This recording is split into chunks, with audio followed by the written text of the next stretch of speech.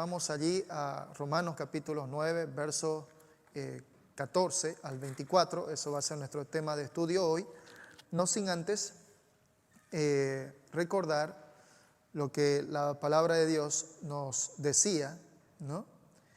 Allí el verso 6 nos decía, no que la palabra de Dios haya fallado, porque no todos los que descienden de Israel son israelitas, ni por ser descendientes de Abraham son todos hijos, sino en Isaac te será llamada descendencia. Esto es, no los que son hijos según la carne son los hijos de Dios, sino que son hijos según la promesa, son contados como descendientes. Porque la palabra de la promesa es esta: por este tiempo vendré y Sara tendrá un hijo. Y no solo esto, sino también cuando Rebeca concibió de Isaac, nuestro padre, pues no habían aún nacido, ni habían hecho ni bien ni mal, para que el propósito de Dios conforme a la elección permaneciese, no por las obras, sino por el que llama. Se le dijo, el mayor servirá al menor, como está escrito, a Jacob amé, mas a Esaú aborrecí. Esto ha sido ya algo que hemos estudiado hace un par de semanas, en lo cual hemos entendido cómo la soberanía de Dios actúa sobre el hombre, y vamos a continuar en este estudio ahora a través de estos versículos del verso 14 hasta el verso 24 de Romanos, porque el Señor por medio del apóstol Pablo nos va a seguir hablando acerca de la naturaleza de nuestro Dios, de los atributos de Dios, en los cuales la soberanía de Dios junto a la gracia de Dios se unen para que en ello, por medio de su soberanía y su gracia, nosotros podamos ser salvos. Porque sabemos, porque la palabra de Dios nos dice también, de que la salvación del hombre no es por mérito personal. Y eso es lo que vamos a seguir viendo ahora, hermanos, en estos versículos. Acompáñenme allí en el verso 14 de Romanos. Dice allí, ¿qué pues diremos? ¿Qué pues diremos? Dice el apóstol Pablo. ¿Que hay injusticia en Dios? En ninguna manera. Pues a Moisés dice, tendré misericordia del que yo tenga misericordia y me compadeceré del que yo me compadezca. Así que no depende del que quiere ni del que corre, sino de Dios que tiene misericordia. Porque la Escritura dice a Faraón, para esto mismo te he levantado, para mostrar en ti mi poder y para que mi nombre sea anunciado por toda la tierra. De manera de que quien quiere, de quien quiere tiene misericordia, y al que quiere endurecer, endurece. Pero me dirás, ¿por qué pues inculpa? ¿Por qué? ¿Quién ha resistido a su voluntad? Mas antes, oh hombre, ¿quién eres tú para que alterques con Dios? Dirá el vaso de barro al que lo formó, ¿por qué me has hecho así? ¿O no tiene potestad el alfarero sobre el barro para hacer la misma masa, o de la misma masa un vaso para honra y otro para deshonra? ¿Y qué si Dios, queriendo mostrar su ira y hacer notorio su poder, soportó con mucha paciencia los vasos de ira preparados para destrucción? Y para hacer notoria las riquezas de su gloria, las mostró para con los vasos de misericordia que Él preparó de antemano para gloria, a los cuales también ha llamado, esto es, a nosotros, no solo de los judíos, sino también de los gentiles. Así que, hermanos, nuestro Señor aquí por medio del apóstol Pablo nos confronta a nosotros, a los hombres. Esta forma de confrontarnos es de que el hombre, su salvación, es enteramente por elección divina. Algunas veces nosotros acudimos y nosotros hablamos la palabra a las personas, y llega algún momento en que le decimos, acepta al Señor Jesús. Pero en realidad no es el hombre quien acepta al Señor Jesús, sino es Dios quien nos acepta a nosotros, a pesar de nuestra condición de pecado. Pero eso lo ha hecho porque Cristo murió en aquella cruz, y Él fue ese instrumento de Dios en el cual, cuando Él estuvo allí clavado, dice la palabra, todos nuestros pecados estaban en ese momento sobre Él. Así que no hay nada en sí que el hombre pueda hacer, sino de que prácticamente está hecho. Pero sobre este tema el apóstol Pablo continúa. La pregunta aquí viene del contexto de los versos anteriores. La pregunta sería, ¿por qué es de que Dios agarró y Él llamó a Jacob y no a Esaú? ¿Y por qué llamó a Isaac y no a Ismael? ¿Por qué Dios decidió por ellos? ¿No? Lo cierto es de que la respuesta sería, ¿no? Para nosotros, no sería tanto la pregunta de por qué Dios decidió, ¿no? ¿Por qué no decidió por Esaú y por qué no decidió por Ismael? Sino que la pregunta para nosotros vendría a ser es que más bien por qué Dios eligió en todo caso a Isaac y a Jacob. Porque al final, evidentemente, tanto Ismael como Isaac también ambos pecaron. Y de la misma manera también, tanto Esaú como Jacob, ambos también pecaron, pero la gracia de Dios, Él decidió de manera soberana, en su soberanía decidió por uno de ellos. Así es que esto no se trata, pues evidentemente, de una actitud caprichosa de Dios. Definitivamente no se trata de que esto sea una actitud de capricho de Él, sino más bien esto viene a relucir, viene a mostrar la compasión de Dios, viene a mostrar la misericordia de Dios, ¿no? La compasión y la misericordia. Y lo vemos esto, hay hermosas películas en las cuales nosotros podemos tomar de personas en las que podríamos decir tal vez que no merecen la gracia de Dios. Allí en esa hermosa película de la cruz y el puñal, ¿no? Este hombre que era drogadicto, este hombre que era asesino, este hombre que era un líder de pandillas y que en su furia él estaba siempre buscando cómo pelear entre pandillas para agarrar y arremeter en su rencor, en su ira. Pero un día un pastor agarró y los llamó. Y se enfocó el pastor en ese joven. Y ese joven buscó matarlo al pastor. Tuvo oportunidades para hacerlo, pero en el momento en el que ya tuvo para arremeter contra ese pastor, algo que humanamente no se podría comprender, algo no permitió de que metiera el cuchillo o que tirara con pistola. Y más adelante este hombre vino a ser salvo. Muchas personas dirían, pero hay muchas personas que tienen moral, tienen una vida que buscan entre comillas agradar a Dios, viven vidas buenas. Pero otra vez aquí vemos cómo Dios en su soberanía exhibe su compasión por las personas.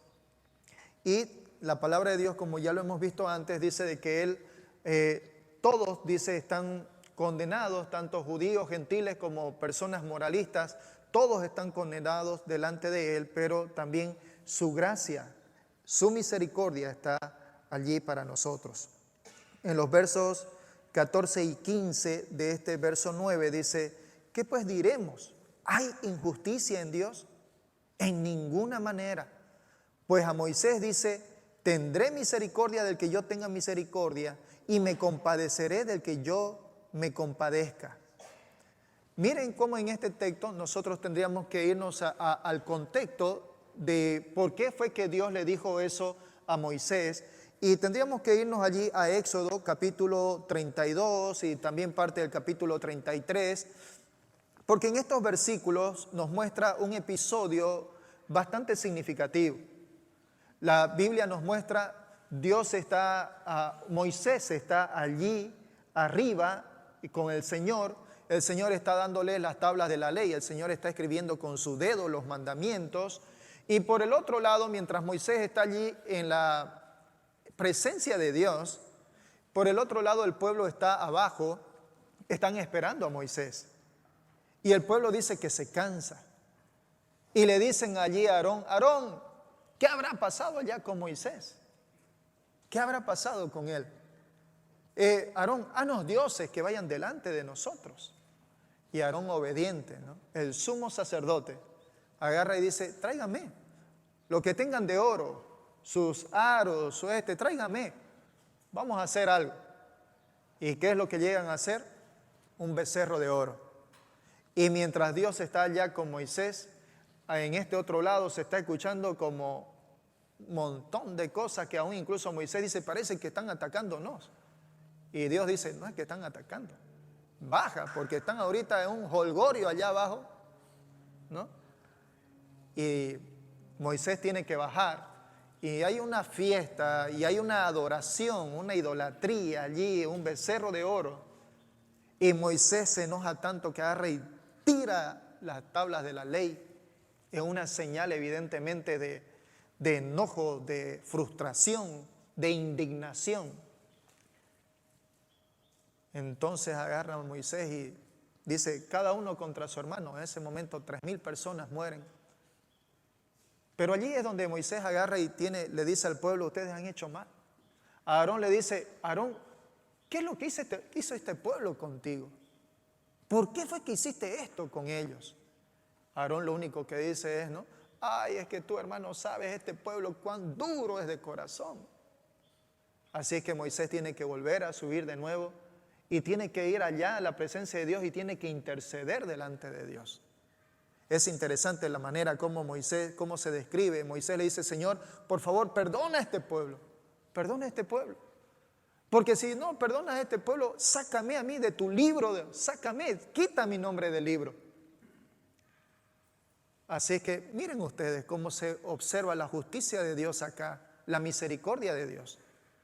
Mientras Moisés allá, en la presencia de Dios, allí el pueblo hizo este tan descarado acto de idolatría. ¿Quiénes merecían morir? Los judíos. ¿Cuántos de ellos merecían morir? Todos, incluyendo su sumo sacerdote que fue el que los llevó a eso. ¿No es cierto? Sin embargo, allí Moisés intercede y Dios agarra y le dice, yo tendré misericordia del que tenga misericordia. Dios perdonó. Dios perdonó. Todos ellos merecían haber muerto en ese preciso instante, pero Dios en su misericordia optó porque algunos de ellos mueran y otros continúen viviendo. Allí es donde el apóstol Pablo menciona esto.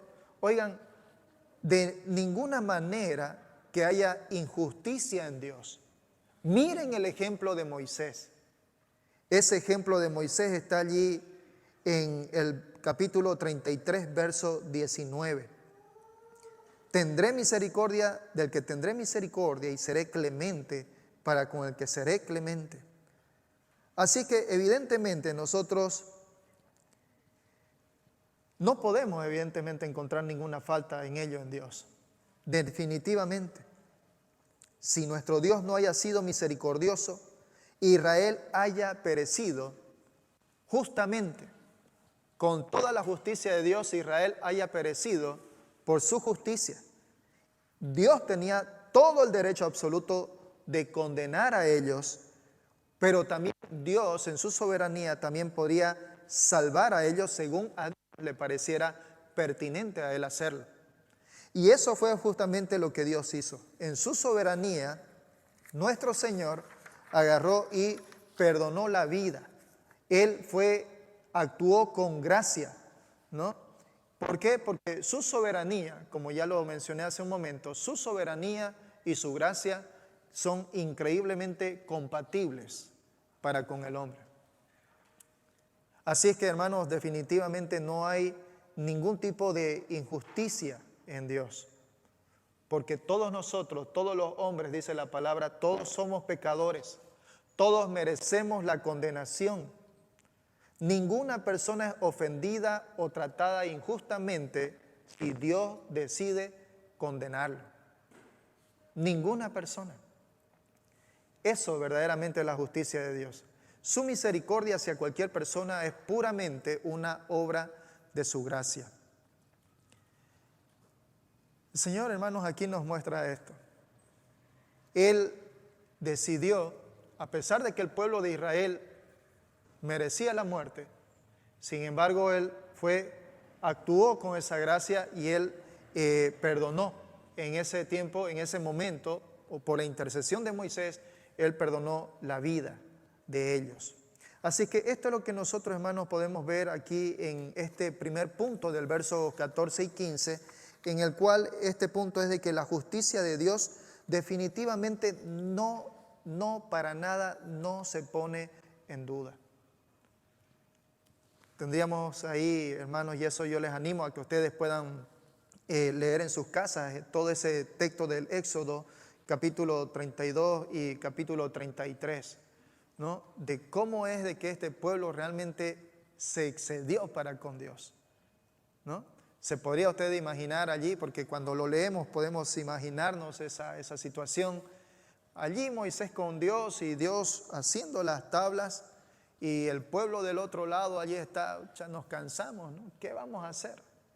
Aarón, haznos esto, haznos Aarón esto. Y Aarón agarra y dice allí, ¿no? Temen esas cosas de oro que ustedes tienen, vamos a hacer. Y de allí es donde sale ese becerro de oro. Un becerro que posteriormente, allá, siglos después, viene a ser por Jeroboam, una competencia de Jeroboam, una competencia de Roboam, creo que fue Jeroboam, si no me equivoco, el que dividió, Dios utilizó para que se divida el reino, y este hombre agarró e hizo justamente lo que ocurrió allí en el desierto, en el Sinaí, fue lo que agarró e hizo este hombre, otros becerros de oros en el norte y en el sur, para que el pueblo adore a estos becerros y no vaya allá a Judá a adorar al Dios vivo. Así es que miren qué situación en la cual realmente muchos los judíos, a pesar de que Dios buscaba el bien de ellos, amaba a su pueblo, pero el pueblo vez tras vez demostró mucha rebelión en contra de la voluntad de Dios. Y más adelante allí en el punto 2 podemos ver de que la misericordia de Dios no depende, queridos hermanos, del esfuerzo humano. Verso 16 allí nos dice, así que no depende del que quiere ni del que corre, sino de Dios, dice el apóstol Pablo, que tiene misericordia. Así que no depende del que quiere, ¿no? Ni tampoco dice del que corre. ¿Esto qué quiere decir? De que la gracia de Dios no depende del hombre, no depende de sus actitudes, no depende de sus acciones, no depende del esfuerzo del hombre, no depende de esfuerzos humanos, sino que depende de la misericordia de Dios, de acuerdo a los propósitos de Dios, que son propósitos sabios, son eternos, y esto actúa de una forma soberana y definitivamente no arbitraria sobre los hombres, ¿no? Qué interesante. Muchas veces nosotros pensamos esto y el contexto de nuestra cultura y religión en la cual nosotros venimos, una cultura y una religión católica muy arraigada, que nos lleva a pensar a muchos en este tema de ser salvos por medio de las obras. Mientras reflexionaba con esto, recordé mucho, y en alguna oportunidad creo haberles comentado, que en mi niñez compartí un tiempo de mi niñez y adolescencia con unas personas a quien yo les llamé abuelos. Vivían al lado de nuestra casa, ¿no? Abuela Maura y mi abuelo Alberto, ¿no? Siempre ellos ya como adultos mayores necesitando de nosotros. Era un grito nomás lo que ellos hacían de ahí de al lado, un grito, y nosotros estábamos atentos a ellos para buscar servirlos. Mis padres por lo menos nos orientaron a decirnos de que nosotros debíamos hacer el bien, y mucho más a las personas adultas. Así es que nada más escuchar la voz de mi abuelita Maura, ya, Juancito, Juancito, y ya yo estaba al pique, ¿no? Al pique al otro lado. Y llegaba, sí, abuelita. Y mi abuela Maura, hijito, anda, cómprame por favor esto, ¿no? Siempre necesitando algo que se le compre, un jabón, hace algunas cosas para preparar su comida, ¿no? Y yo iba volando, me iba a la venta, yo agarraba, le compraba y llegaba hasta donde ella y decía, ay, decía ella, ¿qué yo no podría hacer sin este mi niño? ¿Qué yo no podría hacer sin este hijo tan bueno? Y yo me iba con el pecho, ¿no? Porque yo había hecho un bien a mi abuela. Y dentro de mí, yo decía, me estoy ganando el cielo. Me estoy ganando el cielo. Si el Señor me llamara ahora y yo muriera, con toda seguridad el Señor va a decir, qué buen hijo que has sido, vení para mi reino, qué bueno, ¿no? No entendí por mucho tiempo exactamente esto, lo que la palabra de Dios dice. Pero hermanos, ¿qué tan claro viene a ser el apóstol Pablo en este verso 16, en el que dice que la gracia de Dios no depende, dice, ni del que corre, ni del que quiere? La gracia de Dios para con el hombre es algo soberano, es solo de Él, una decisión, un atributo que solamente viene de Él para con las personas. ¿Qué más dice allí el apóstol Pablo? Es muy importante en este aspecto para nosotros poder reflexionar. Miren lo que dice allí Juan 1, 12 y 13 para nosotros. Porque evidentemente, si bien es Dios quien a nosotros, Él por su gracia nos ha elegido, es importante también para nosotros entender de que en esto es el hombre también quien desea ser salvo, ¿no? En algún momento, como Hechos también, Hechos 16, cuando dice de que allí están estas mujeres orando allí a la orilla del mar, y llega Pablo, dice, y les habla a estas mujeres quienes estaban orando. El apóstol Pablo llega y les habla, pero entre todas ellas, quienes estaban escuchando en ese grupo, no sabemos el tamaño, la cantidad del grupo que estaba, pero entre todas ellas hubo una mujer, dice, que Dios le abrió a ella el corazón, el entendimiento. Fue esta mujer quien dice, como dice la palabra, el Espíritu Santo allí actuó en su vida y le mostró a ella su condición de pecado delante de Dios. De pecado. Y esta mujer que Dios le abrió el entendimiento, esta mujer creyó. Y esta mujer, cuando creyó, ella agarró y se acercó y les dijo, oigan, si yo he tenido gracia para con ustedes, por favor, vengan a mi casa. Vengan a mi casa. Dice que fue tanto el de esta mujer, dice que agarró y no tuvieron más que hacer Pablo con sus compañeros de milicia al llegar a la casa de esta mujer, porque ella quería darles hospitalidad, ella quería darles allí todo lo que ellos necesitaran. Esta mujer vino a ser una misionera para su hogar, porque la palabra de Dios dice que en su hogar también su familia oyó y fueron bautizados. Cuando Dios obra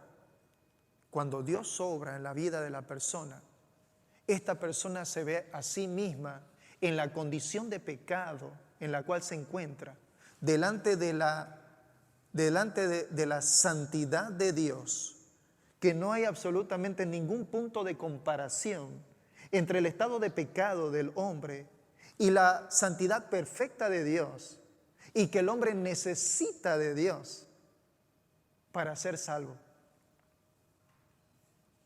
Entonces nos damos cuenta definitivamente, no hay nada que pueda hacer. Isaías lo dijo tan claramente, Isaías 64:6, cuando dice que todos nosotros los hombres somos como suciedad y que nuestras obras delante de Dios son como trapos de inmundicia y todos nosotros caímos como la hoja. Así es el hombre.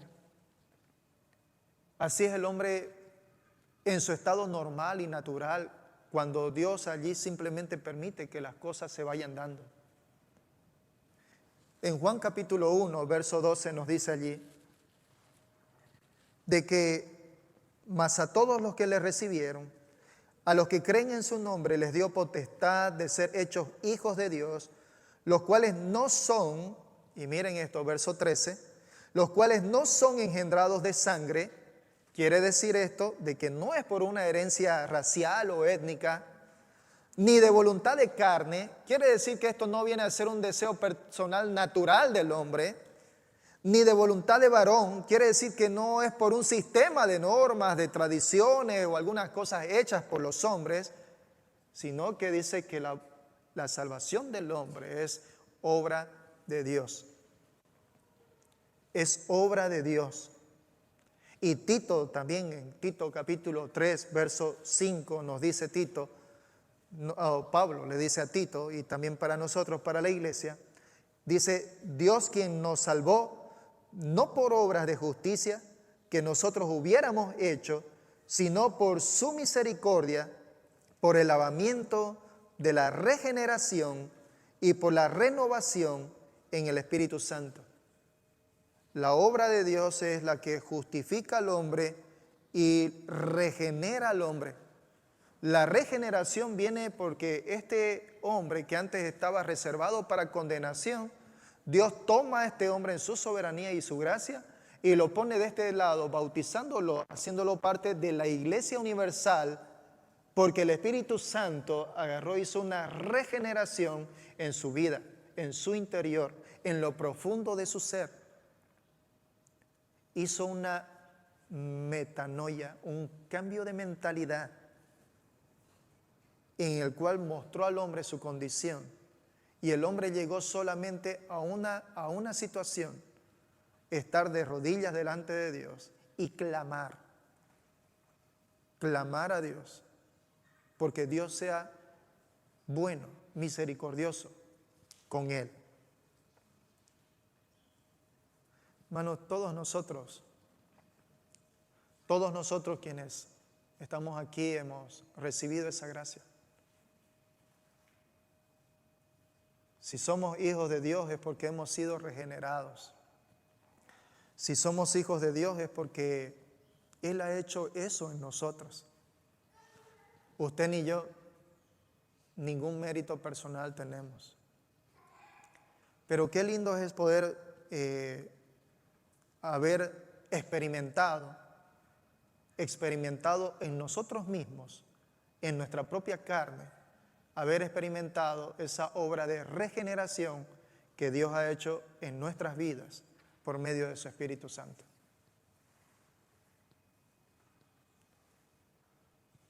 Esos tiempos en los cuales el Señor allí me llevó a mi primer amor.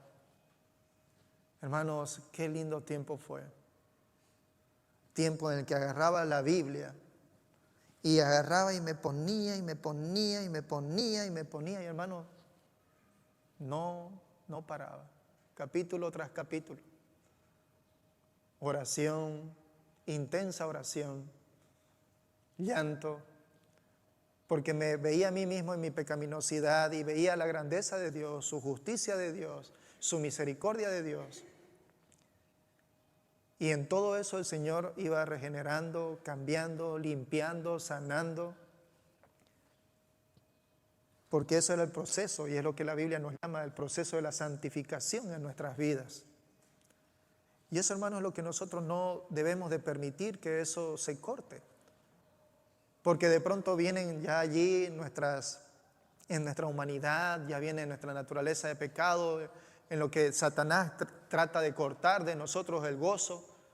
Y si nosotros permitimos eso, entonces empezamos a ser cristianos en los cuales ya estamos en situaciones ya de que nos cansamos, que nos agobiamos, que nos entristecemos, que perdemos el gozo, que dejamos de servir. Tenemos que tener cuidado con eso, queridos hermanos, porque el Señor nos ha llamado y nos ha dicho que nosotros hemos sido llamados para buenas obras. Efesios 2:10 dice que nosotros hemos sido llamados para buenas obras. Y entendemos evidentemente que las buenas obras no vienen a ser para nosotros de que nos engalanemos delante de Dios, sino de que simplemente, como Él lo instruyó, servirlo. Y al tiempo de terminar, decir: siervos inútiles hemos sido, porque lo que deberíamos haber hecho, lo hicimos. Lo aprendí eso un poquito más hace unos mesecitos atrás con nuestro profesor allí en el seminario. Llegaba yo y bueno, sigo llegando al seminario. Cuando llego temprano, allí la multimedia está a la mesa, así que llego, preparo la multimedia, pongo cables, ajusto. En algún momento el profesor dice: a ver, ¿quién da una respuesta sobre esto? Y en algún momento agarré y me puse a estudiar allí. Profesor, esto es, profe. Profe, un puntingo, aunque sea, profe, un puntingo.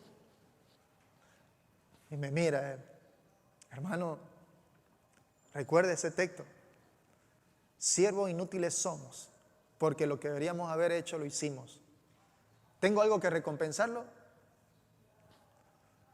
Bueno, profe, contesté su pregunta. ¿Pero usted debía de saberlo? Sí, profe. Entonces no tengo nada que recompensarlo, porque usted debía de saberlo. Así es que allí, lección aprendida. Lección aprendida como creyentes, queridos hermanos, en que el Señor nos ha puesto para su servicio. Y todo lo que hagamos debemos de hacerlo en amor. Todo lo que hagamos debemos de hacerlo con gusto, con gracia. Debemos de hacerlo en una actitud de agradecimiento, no con el hombre, sino con Dios. Y luego de terminar, al término de la jornada, todo cansado, simplemente poder decir al Señor, Señor, aquí está delante tuyo un siervo inútil que terminó la jornada.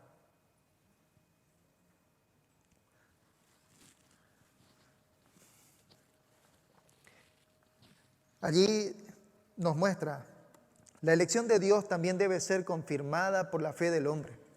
Miren lo que dice Hebreos capítulo 11, versos 20, 21, dice, por la fe bendijo Isaac a Jacob y a Esaú respecto a cosas venideras. Por la fe Jacob al morir bendijo a cada uno de los hijos de José. Esaú, por supuesto, recibió una bendición de su padre, pero no la bendición que con lágrimas amargas procuró recibir. Porque Esaú, por supuesto, era impío y quería recibir la bendición de su padre, sin arrepentimiento y sin fe. Eso lo vemos allí, Hebreos 12, 16 al 17, y lo vemos en Génesis también. Cuando Esaú le dice, bendíceme también a mí, padre mío, bendíceme. Y le dice su padre Isaac, hijo, lo siento, porque lo que tenía que darte, vino el usurpador y se lo di a él, ¿no? Pero Esaú, en el momento en el que pedía eso, aunque pidió con lágrimas, dice, no lo recibió. Porque evidentemente allí estaba Esaú con una actitud de impiedad. No valoró lo espiritual y vivió una vida como un incrédulo, ¿no? Al que posteriormente Dios le llamó Edom, ¿no? Rojo. Así que, hermanos, la misericordia de Dios, queridos hermanos, definitivamente no depende del esfuerzo humano. Cada vez que nosotros vamos a las personas y hablamos, lo único que hacemos es simplemente encomendarnos a Dios. Lo único que hacemos es prepararnos delante de Dios. Y antes de salir hacemos es simplemente orar y decirle, Señor, que hoy haya gente que escuche tu palabra. Que hoy haya gente que ya tú has elegido de antemano para que sea parte de tu iglesia. Y salimos. Y en todo el trayecto que vamos allí está la gente, muchos de ellos, a veces quedamos impresionados, no quieren oírnos. Están allí, nos miran con menosprecio y simplemente agarran y dicen, déjelo nomás allí el folleto en la reja, ya yo después lo levanto. Si usted me permite unos 5 o 10 minutos, nos gustaría explicarle de qué se trata. No, va a disculpar, no tengo tiempo. Y lo entendemos. Porque aunque muchos son los llamados, dijo la palabra, pocos son los escogidos. No depende de las obras o del esfuerzo humano, sino simplemente de la gracia y la soberanía de Dios. En el punto 3, allí nos muestra los versos 17 y 18, nos dice de que el poder de Dios se manifiesta aún en la oposición. El verso 17, si ustedes me acompañan allí, Romanos capítulo 9, verso 17 dice, porque la Escritura dice a Faraón, para esto mismo te he levantado, para mostrar en ti mi poder y para que mi nombre sea anunciado por toda la tierra, de manera que de que quien quiere tiene misericordia y al que quiere endurecer, endurece. Allí esa palabra he levantado viene de una voz griega, la palabra es exegeiro, ¿no?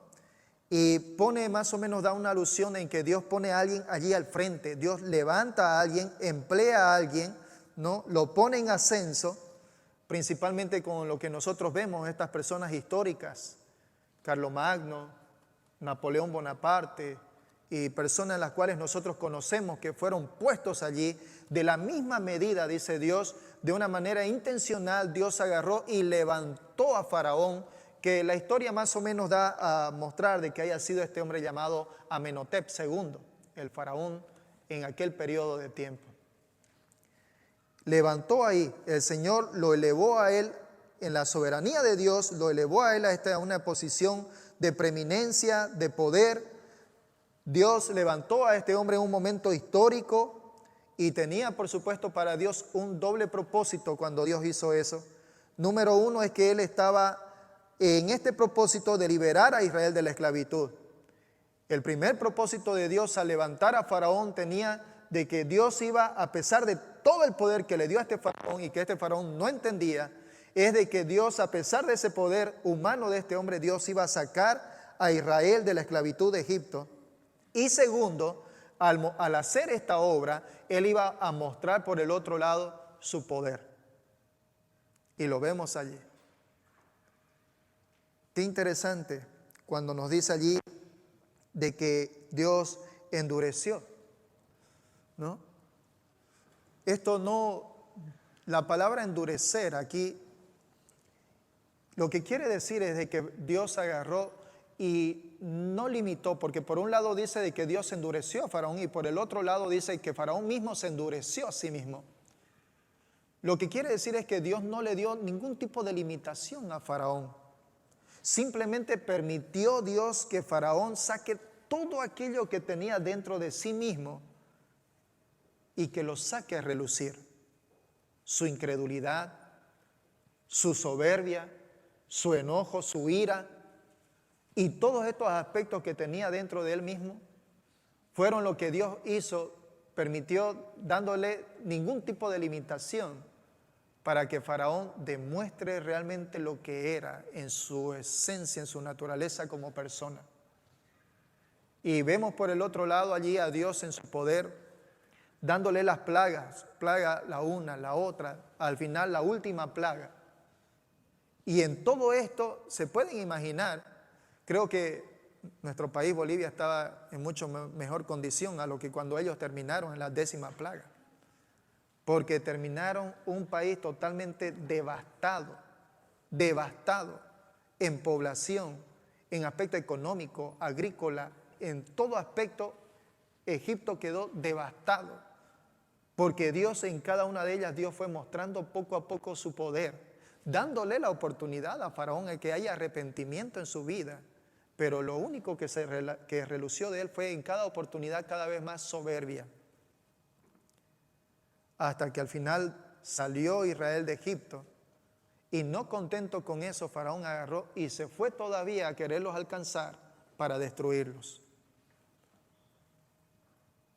Estos versos aquí nos muestran de que Dios levanta a los hombres porque Él quiere demostrar su poder a pesar, no importando la oposición que se tenga. Hermanos, esto también para nosotros es un tremendo ejemplo.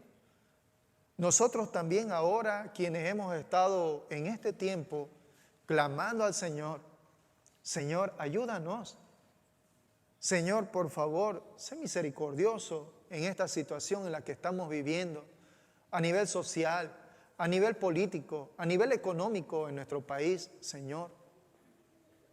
Y hasta aquí el Señor está siendo bueno. No hemos tenido guerra civil. Algunos quizás lo pensarían que podría ser. Y aún todavía tenemos una segunda votación. Tenemos que seguir clamando. Lo lindo de esto es que miren cómo es que Dios manifiesta su poder a pesar de la oposición, y no hay nada en lo cual Dios haya permitido que se levante. Dios lo levantó en su soberanía, hizo que se levante, pero Dios en todo eso tiene un propósito. Y así como Faraón en toda su soberbia, Dios agarró y quitó eso. Dios es el que puede, por supuesto, hacer por este país lo que Él quiere, de acuerdo a su buena voluntad.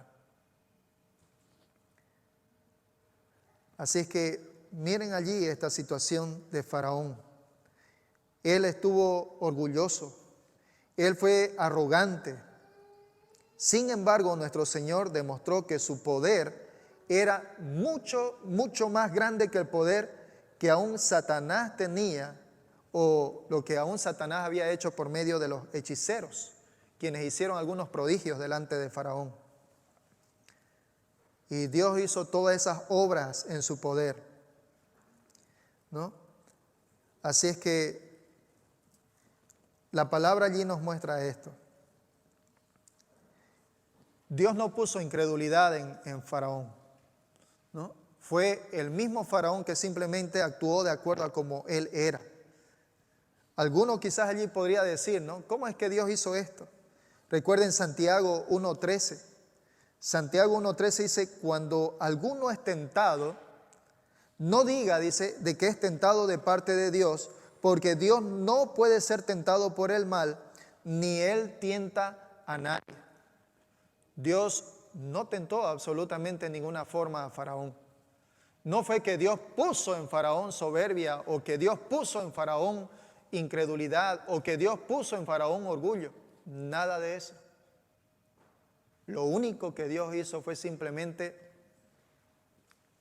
allanarle el camino para que Faraón demuestre realmente todo aquello que tenía él dentro de sí, ¿no? Así que eso fue. Así que Dios lo que hizo fue, al permitir esto, mostró ese corazón perverso de Faraón, ¿no? Y no le dejó ningún tipo de estorbo para que él lo refleje. También allí para nosotros, así como en Faraón Dios le dio esta oportunidad a él, el Señor también dice que da oportunidad a los hombres, ¿no? Deuteronomio, para que ningún hombre diga, ¿cómo es esto entonces? ¿No?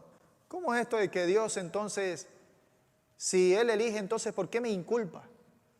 Recordemos allí Deuteronomio capítulo 30, verso 15, versos 19 y 20. Allí dice en Deuteronomio capítulo 30, dice, mira, yo he puesto delante de ti hoy la vida y el bien, la muerte y el mal. A los cielos y a la tierra llamo por testigos hoy contra vosotros, que os he puesto delante la vida y la muerte, la bendición y la maldición. Escoge pues la vida para que vivas tú y tu descendencia, amando a Jehová Dios, atendiendo a su voz y siguiéndole a Él, porque Él es vida para ti y prolongación de tus días. La palabra de Dios nos dice, allí en la carta que Pablo escribió a Timoteo, le dice a Timoteo, Dios quiere que oremos por los hombres. Dios quiere que oremos por todos ellos, porque el deseo de Dios es de que todos vengan a salvación. El deseo de Dios, amados hermanos, es que todos vengamos, dice, a ser salvos, toda la humanidad.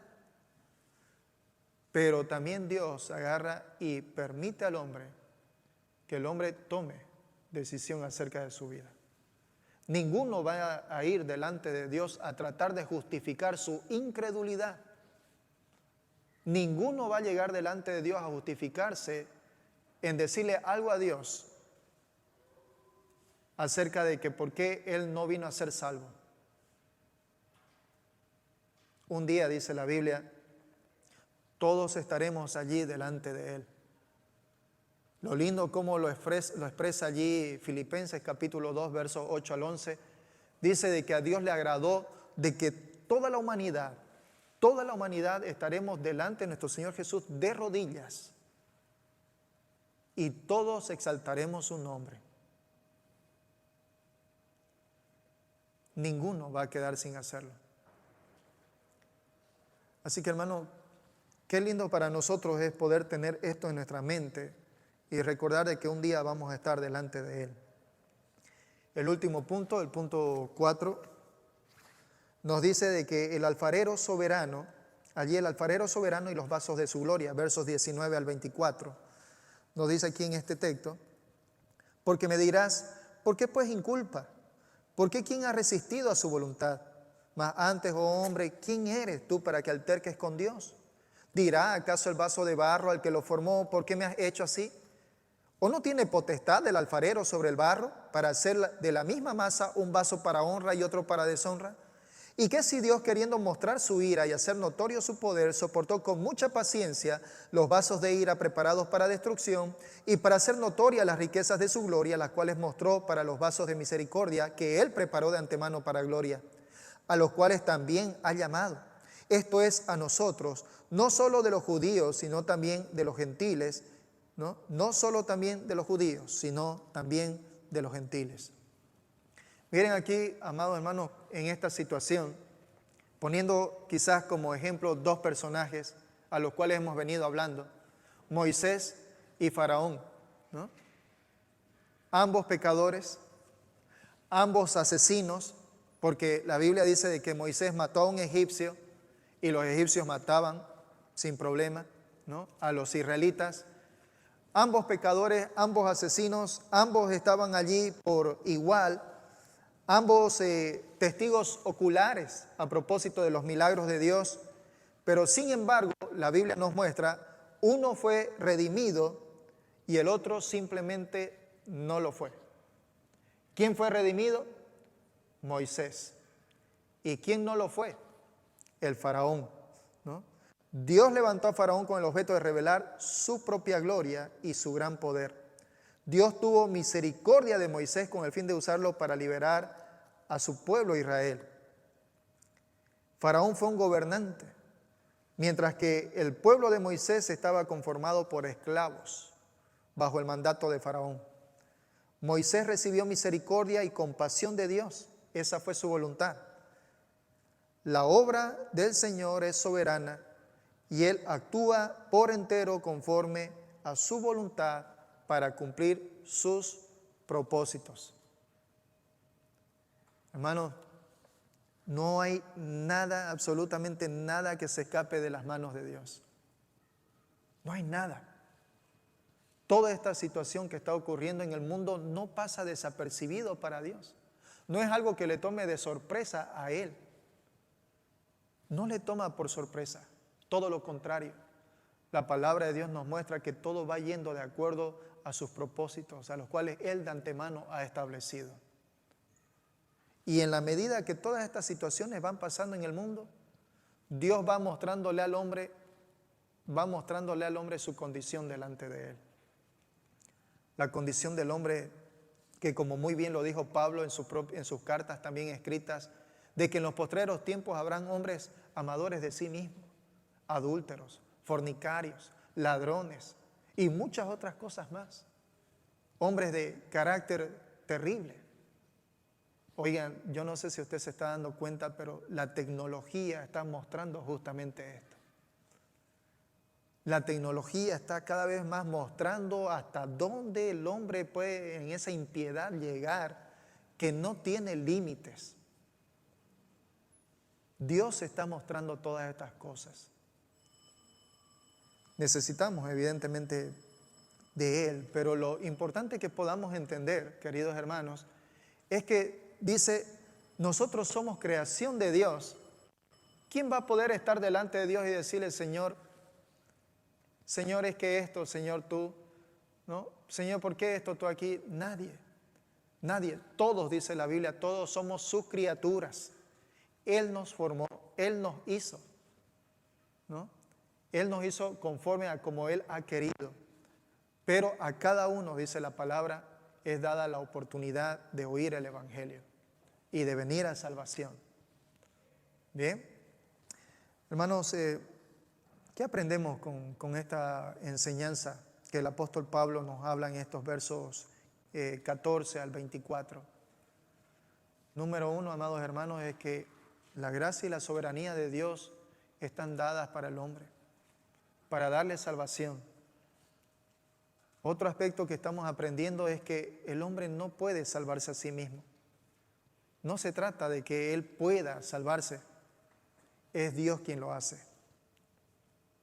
Bien, así que yo le animo con esto también, hermano, a que nosotros podamos irnos con esto agradecidos con el Señor, agradecidos con Él, porque si nosotros estamos aquí es porque Él nos ha dado salvación a nosotros, nos ha regenerado, nos ha cambiado, nos ha dado vida eterna. Si somos hijos de Dios, tenemos completa seguridad de que esas cosas, todas esas bendiciones lo tenemos en Él. Y por tanto debemos estar plenamente agradecidos. La otra situación para con nosotros es que nosotros debemos de vivir en una actitud de agradecimiento. Señor, gracias por lo que me has dado. Señor, gracias por estas cosas que estamos pasando. Señor, ayúdame a hacer tu voluntad cada día. Bien, vamos a orar y tenemos nuestro texto bíblico de memoria. Bien, oremos. Amado Señor, gracias por lo que el apóstol Pablo, Señor, nos comunica por medio de estos textos. Señor, gracias por tu misericordia. Tu palabra nos dice es que son muchos los llamados y pocos los escogidos. Porque lo cierto es, Señor, que ningún hombre puede cumplir a cabalidad tu palabra. Tú nos diste la ley a Israel y pusiste a Israel como un modelo en el cual todas las demás ciudades y países debían de mirar como un ejemplo. Padre, ni aun siquiera Israel pudo cumplirlo. Pero a pesar de ello, tu palabra dice, a pesar de ello, en Israel, Señor, hay un remanente que ha sido salvo. Y habrá un remanente también que se salvará. De la misma manera entre nosotros, llamados gentiles, Padre, tú has sido bueno con nosotros. Pues aunque no teníamos la ley, dice tu palabra, éramos ley para nosotros mismos. Teníamos la ley en nuestros corazones. Y Padre, tú has sido bueno y nos has dado salvación. Te agradezco por eso, te agradecemos por ello. Ayúdanos, Señor, a vivir conforme a tu voluntad cada día. A dejar de lado, Señor, el egoísmo, el individualismo, nuestro egocentrismo. Y podamos verte claramente y hacer tu voluntad de corazón. Padre, te encomendamos esto en nuestras vidas. Te ruego que esto nos ayudes, nos pongas esto en el corazón cada día. En el nombre de tu amado Hijo Jesús. Amén.